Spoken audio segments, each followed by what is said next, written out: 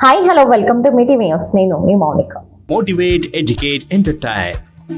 High court న్యాయమూర్తి CJ Bhaskar Reddy గారు తెలంగాణ విద్యాశాఖ వారు నిర్వహించి తెలంగాణ టీచర్ ఎలిజిబుల్ టెస్ట్ లో పండిత శిక్షణ పూర్తి చేసుకున్న అభ్యర్థులకు పేపర్ 2A నిర్వహించాలని ఆదేశించడం జరిగింది. ఆ ఆదేశాలను అమలు చేయవలసిందిగా భాష పండిత శిక్షణ పూర్తి చేసుకున్న అభ్యర్థులు ప్రిన్సిపల్ సెక్రటరీ విద్యాశాఖ వారిని, SCERT డైరెక్టర్, పాఠశాల విద్యాశాఖ సంచాలకుల వారిని కలిసి వినతి పత్రం అందజేశారు.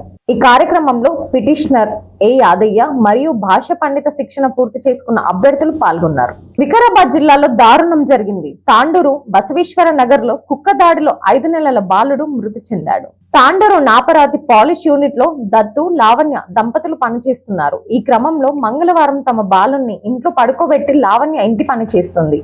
డోర్ తెరిచి ఉండడంతో ఇంట్లోకి కుక్క చొరబడి పసికందుపై దాడికి దిగింది. కుక్క తీవ్రంగా దాడి చేయడంతో రక్తపు మడుగుల్లో బాలుడు అక్కడికక్కడే మరణించాడు.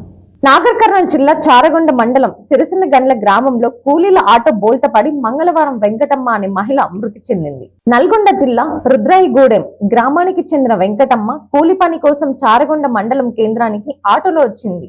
ఆటో బోల్త పడడంతో వెంకటమ్మ అక్కడికక్కడే మరణించింది. వెంకటమ్మకు భర్త, 2 కుమారులు ఉన్నారు. Thanks for watching. చూస్తూనే ఉండండి మీటి న్యూస్.